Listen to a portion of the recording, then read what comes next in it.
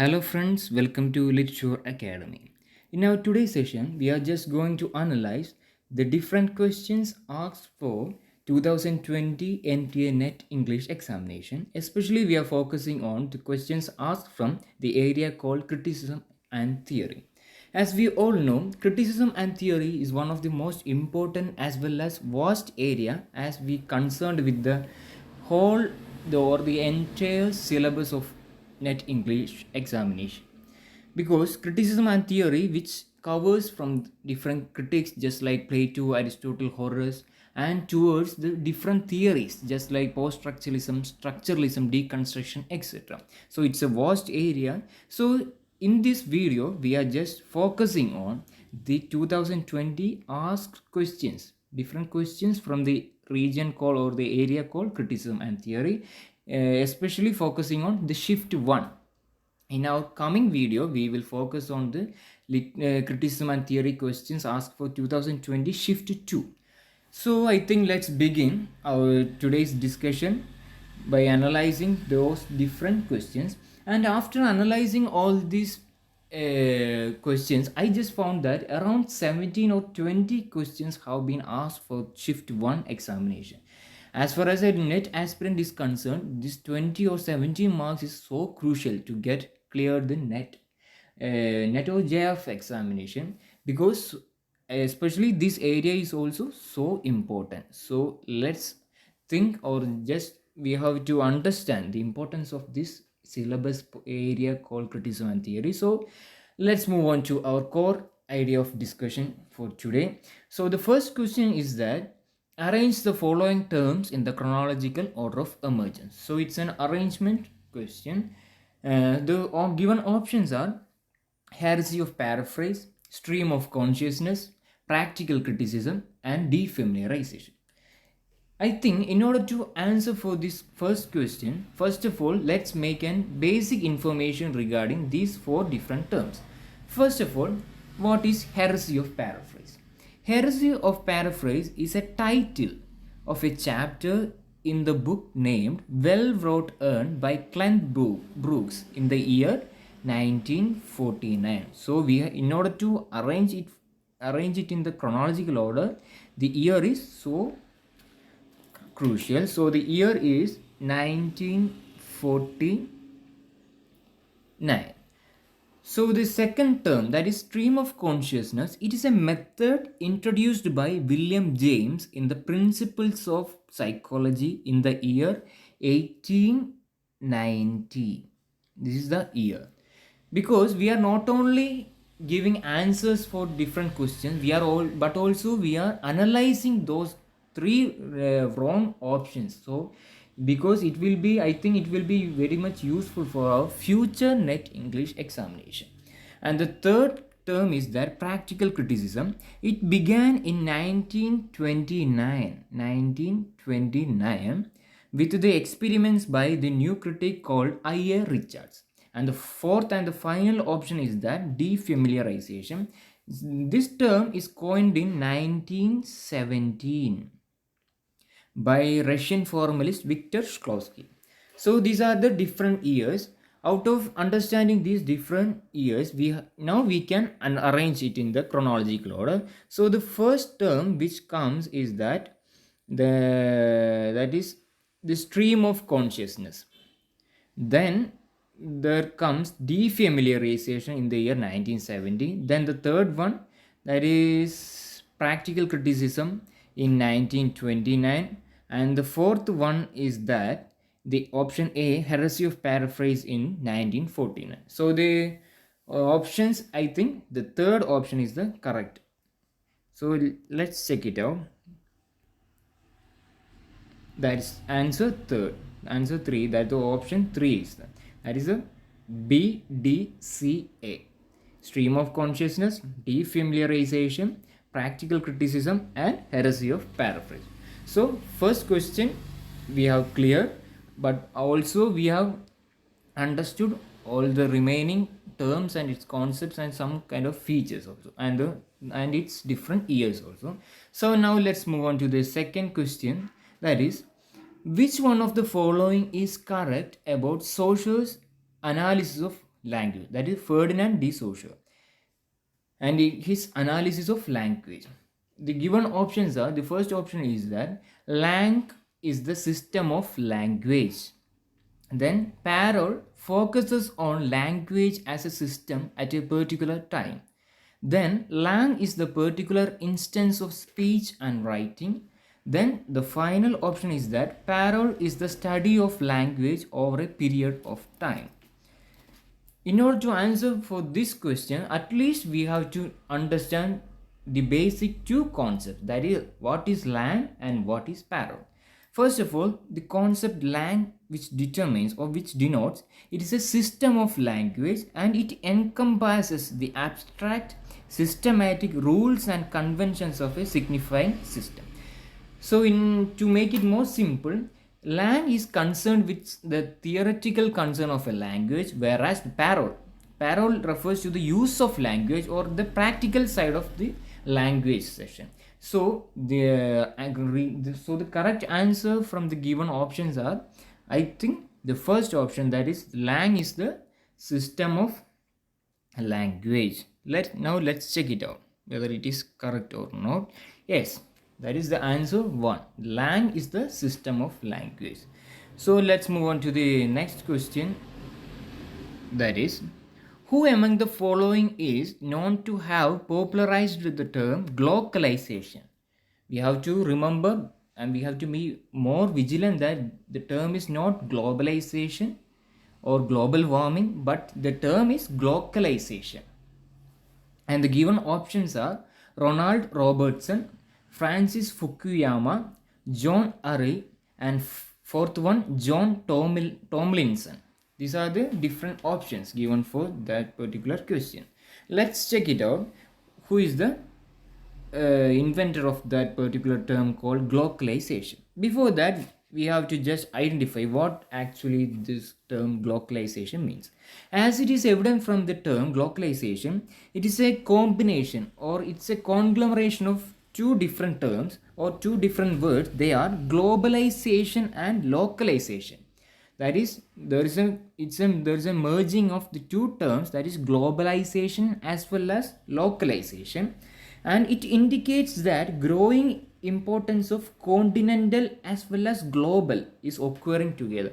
A togetherness or the occurrence of two different aspects, that is continental development is also there, at the same time global development is also there. It is the intended meaning of that particular term called globalization, and the real inventor of that term is Ronald Robertson.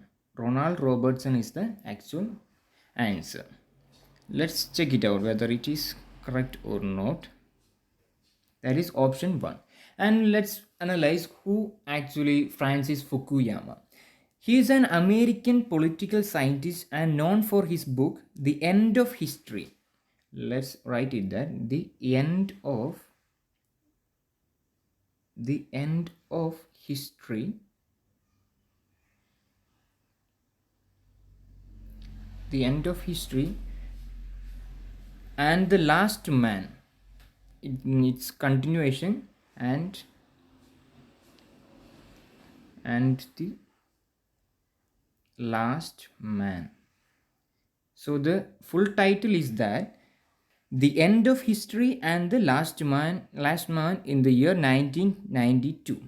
It's a important work written by Francis Fukuyama. As far as John Urry is concerned, he wrote a book on aspects of modern society, including the transition away from organized capitalism.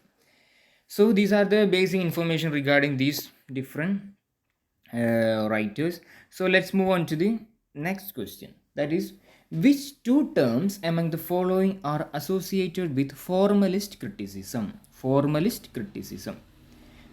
Before in the previous question, we just made an acquaintance with a formalist critic, that is Victor Shklovsky, who coined the term defamiliarization. We have to remember all those basic idea. So here the question is asked for finding out the term which is associated with formalist criticism. The given options are aura, actant, narrative, defamiliarization, and final one, foregrounding, which is the actual answer. That is, the real answer is that defamiliarization and foregrounding. These are the two terms connected with formalist criticism. And defamiliarization can be equated as it's an ordinary and familiar objects are made to look different. That is, a kind of a estrangement is made with the help of this term defamiliarization. That is, the ordinary things comes to appear as something indistinct or something special. That is the intended meaning of defamiliarization. And foregrounding is, as all we just know basically. And the term actant, which means actant term refers to a pairing of characters, objects, and their roles. It is the actual meaning of actant, the term actant. Pairing of characters, that is the meaning. And narrative, which means a person or character to whom a narrative is addressed. So, a narrative is addressed to whom? That is the person known as narratee. So, these are the options, and we have just found out the real answer. To make it more clear, we have to just check it out. That is the answer 4, that is D and E. That is, defamiliarization and foregrounding is concerned or connected with the theory called formalist criticism. Let's move on to the next question. That is, who among the following presented the concept of multi-accentuality of the sign, saying that sign possesses an inner dialectical quality and evaluative accent? Who is that particular person? Let's analyze. Before that, let's analyze what actually multi-accentuality is. It refers to the openness of words to have more than one interpretation. That is, a word having different interpretation, especially having more than one interpretation.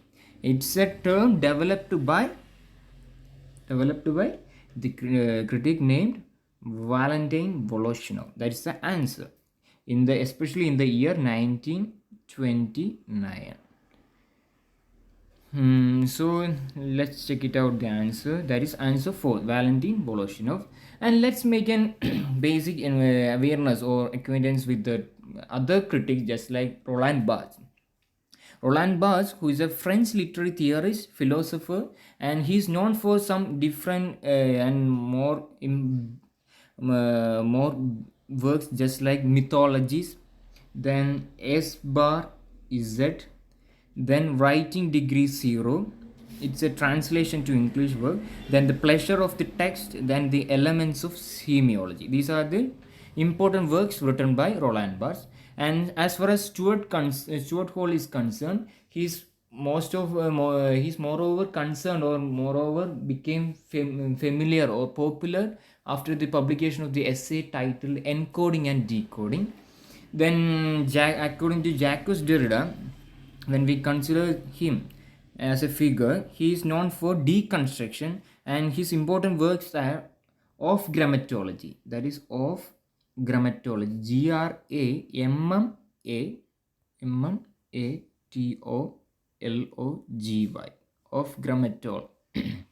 Of Grammatology. Then another work is Writing and Difference. These are the different works written by Jacques Derrida. So let's move on to the next question. Who among the following theories particularly emphasized the social and historical dimensions of a text reception? So the given options are Wolfgang Iser, Stanley Fish, Hans Robert Joss, and Pierre Bourdieu. Wolfgang Iser, that's the actual name of that particular theorist. So let's check it out. So the question is regarded with the reception theory. So the answer is that is Hans Robert Joss. That's the real answer. That is the answer third. The third option, Hans Robert Joss, is the correct answer. And the Pierre Bourdieu, who is connected with the theory of capital or habitus and field theory, especially the theory of capital, theory of capital. This particular theory is connected with the critic named Pierre Bourdieu. Then Stanley Fish is connected with self-consuming artifacts. It is a term or some kind of connectivity, that is self-consuming artifacts. So the answer for this particular question, we have just found out that is Hans Robert Jost is the person or critic who connected with the reception theory and the dimension of a text reception. And we can, if you want, I will just define what actually reception theory is. Reception theory refers to a historical application of the reader response theory. I think we all are familiar with the basic theory called reader response theory, and it is a historical application of that particular reader response theory is reception theory, particularly emphasizing the altering interpretative and evaluative responses of generations of readers to a text. That is especially focusing on the reader's attitude or emotional content towards a particular text for a historical period. That is the reception theory, and to make it more simple, it's the reception theory which denotes to the historical application of the reader response theory. So let's move on to the next question. It is an match the following type of question. Let's just analyze.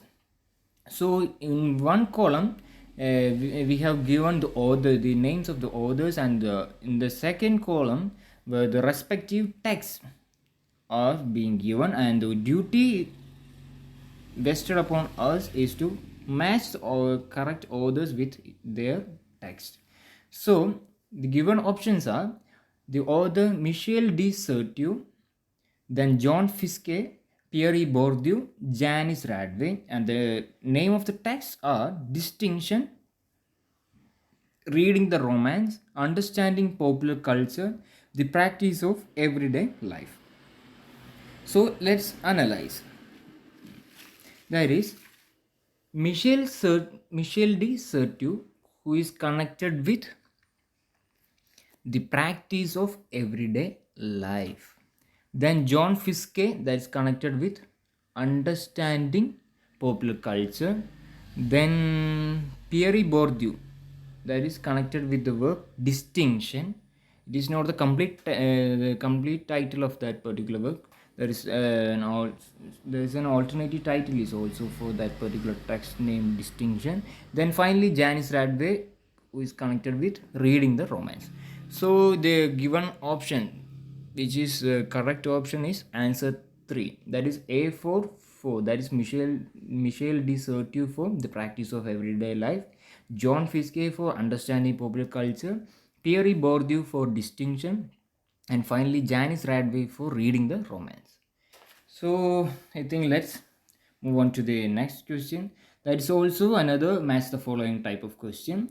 Here we have given some theories: Horace, John Dryden, Samuel Daniel, Ben Jonson, and their important works. That is A Defense of Rhyme, Timber or Discoveries, Ars Poetica of Dramatic Poesy. So as a basic net aspirant is concerned, Horace is mainly concerned for his important work, that is Ars Poetica. Horace is connected with Ars Poetica. John Dryden, who is connected with the work of dramatic poesy, and let's omit Samuel Daniel. And the fourth option, that is Ben Jonson, who is connected with timber or discoveries, and finally it's easy to find out, that is Samuel Daniel, who is connected with A Defense of Rhyme. So I think most of the students may feel some kind of bitterness or some kind of difficulty to understand who actually Samuel Daniel and what the actual work A Defense of Rhyme is. So A Defense of Rhyme is that which is, as it is evident from its title, he is the theorist, that is Samuel Daniel, is attempting to defend the term rhyme, and he's an important dramatist of late Elizabethan and early Jacobean era. So now coming questions we will definitely deal with the particular work. name a defense of rhyme, because this questions is being asked in a different question, particularly from this criticism and theory section. So this is all about this particular question. We have found it, the correct matching of these authors with their respective works. So let's move on to the next question. That is also another match the following, that is super reader. Different concepts are given: biopower, bricolage, and finally chronotope. Michel Foucault, Mikhail Bakhtin, Mikhail Riftery, then Claude Lévi-Strauss. So we have to match with the chronotope, which is connected with Mikhail Bakhtin, bricolage, that is connected with Claude Lévi-Strauss, biopower is concerned with Michel Foucault, and finally super reader, who is connected with Michel Riftery. That is the actual answer for that particular question. Let's move on to the next question, that is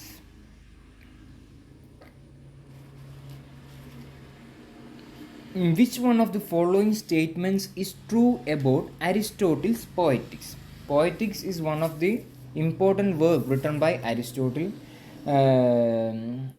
Excepting that work, Aristotle has already written some different works, just like I think the Rhetoric. Rhetoric is actually, it's a prominent work by Aristotle. And after that, so here the given question is about finding out the correct statement about Aristotle's Poetics. So let's find out what the actual statement made by Aristotle. That is, Aristotle has composed the Rhetoric and the Poetics. So here the option given question is regarded with the word Poetics. So let's find out. The given options are: he asserted, that is, Aristotle asserted the value of poetry by integrating rhetoric and mimesis. So these are the basic concepts, that is rhetoric as well as mimesis. Mimesis means imitation, imitating something or someone. Then the second option is that he asserted the value of poetry by focusing on both rhetoric and mimesis, that is giving equal importance to both the concept rhetoric and mimesis. That is the intended meaning of that second option. And the third option is that he asserted the value of poetry by giving preference to rhetoric over mimesis. He gave more prominence to rhetoric than mimesis. And the fourth option, he asserted the value of poetry by focusing on mimesis rather than rhetoric. So he gave more importance to mimesis, not towards rhetoric. So the given, out of these given options, the correct answer is that the fourth one, that is, he asserted the value of poetry by focusing on mimesis. That is the main concerned concept regarded with the Poetics, especially by the critic Aristotle. He gave more prominence or more important or highlighted the concept mimesis over rhetoric. That is mimesis rather than rhetoric. That is the actual answer for that particular question. That is answer 4. Let's move on to another question that is also and match the following type of question, that is archi-écriture. It's a term, then cyborg, then genotext, then hermeneutic circle. And the given option, the authors are Julia Kristeva, Donna Haraway, Friedrich Schleiermacher, then final one Jacques Derrida. So archi or écriture, which is connected with the theory is called Jacques Derrida. Cyborg is connected with Donna Haraway. Genotext, which is concerned with Julia Kristeva, and finally hermeneutic circle is concerned with Friedrich Schleiermacher. So it is the correct matching of these different terms. Because Derrida, let's analyze what actually écriture, the term écriture denotes. Derrida discusses on écriture in the essay titled Signature Event Context. That is the name of the essay in which he discusses the term called écriture is that signature, that is signature event context. That is the title of that particular essay, and in this particular essay he discusses the particular term or concept called écriture. Derrida conceptualized écriture as any system that is characterized by difference and absence.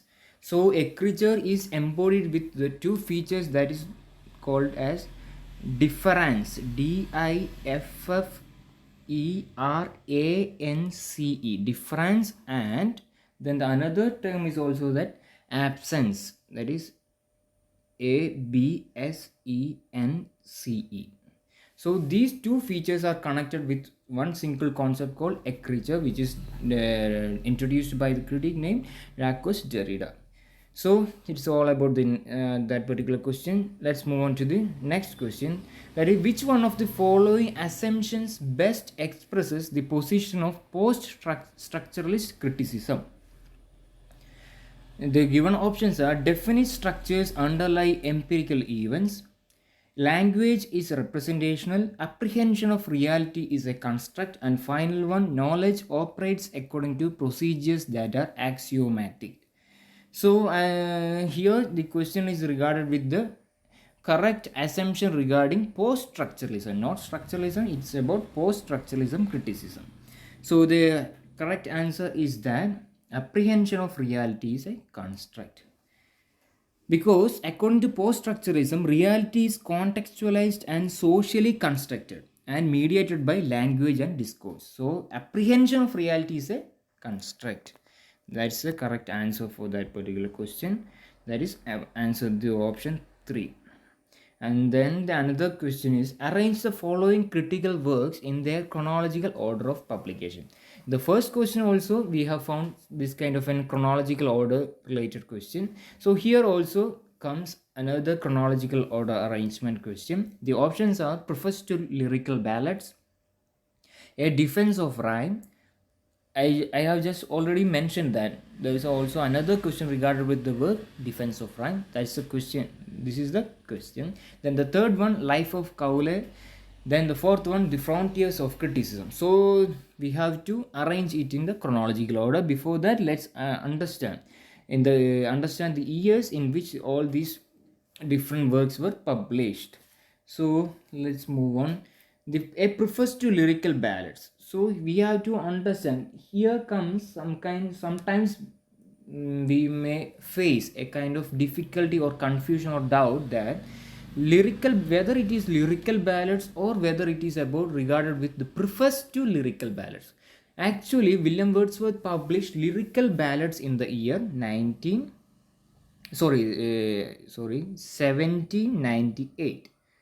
But the preface to lyrical ballad, that particular work called lyrical ballads was added in the year, that is not in the 1798, it is in the year 1800. So the given option, that is preface to lyrical ballads in the year 1800, not 1798. Then the A Defense of Rhyme, which is written by Samuel Daniel, and A Defense of Rhyme, Samuel Daniel. In this work, mainly he defends the term called rhyme, and he says that it does not check the poetic fancy, rather it helps poetic flight, then it limits a poet's excess of imagination, then it imparts form and outline to the conception of a poet, then finally it gives a deeper impressions of what is delivered. These are the different defending techniques used to defend the term rhyme by Samuel Daniel, and this work is published in the year 1503 1503 അതായത് 1503. Then the third one, that is Life of Cowley, that is written by Dr. Samuel Johnson under the book called Life of Poets.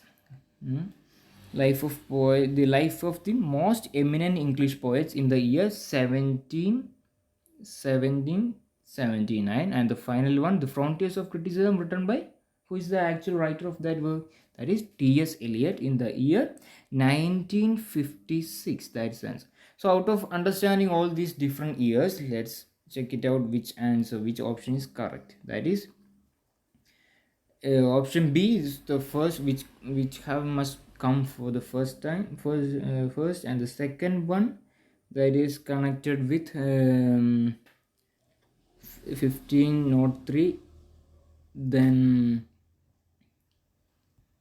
answer 3, the option 3 is the correct option, that is B, C, A and D. B, C, A and D, Defense of Right, then The Life of Cowley, then A, that is Preface to Lyrical Ballads, and the fourth final one, The Frontiers of Criticism. That's the actual answer.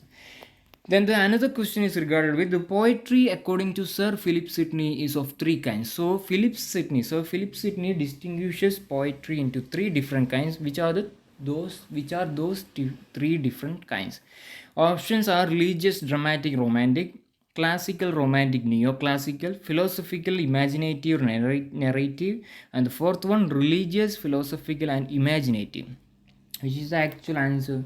The actual answer is religious, philosophical, and imaginative. That's the actual answer for that particular. Let's check it out whether it is correct or not.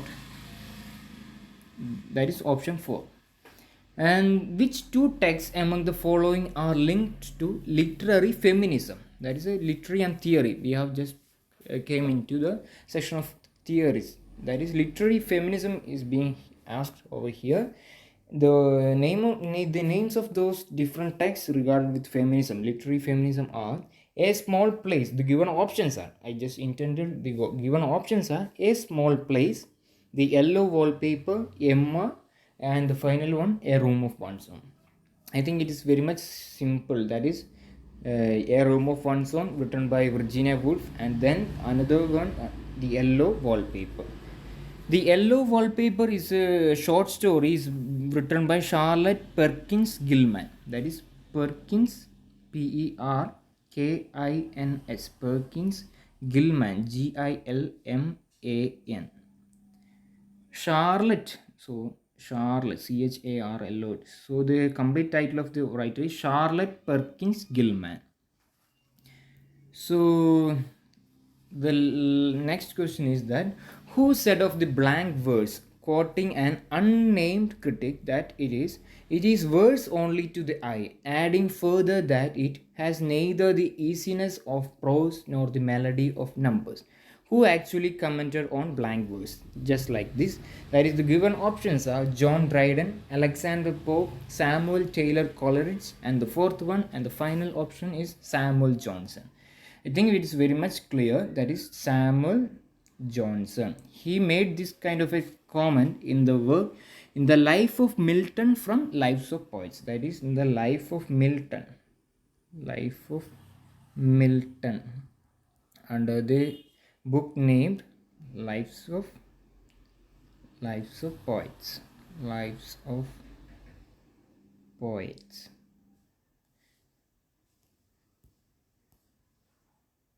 Answer is Samuel Johnson. So these are the different questions. I think 16 or 17 questions are asked for this Shift 1 examination, NTA NET English examination. So we have just found out the answer for different questions. Moreover, we have also analyzed the remaining options also, because it will be very much useful for the future NET examination for the students. So this is all about today's session and today's video. So in our academy, that is Literature Academy, which offers different online classes for NET JRF English course, as well as online course for general English general paper, that is connected with paper 1 regarding with basic maths, logical reasoning, research aptitude and all. For in order to understand or in order to get any information regarding our admission for these two courses, please contact on WhatsApp, that is 7306639107, and we have also made a Telegram group for sending basic informations regarding our NET and other useful resources. So in order to join, I have just given the link for that Telegram group in the description box. So if you feel this video is useful, please like, share and subscribe. So this is all about our today's session. In our coming video, we will discuss the Shift 2 2020 NTA NET English examination questions from the particular area called criticism and theory. So thank you all.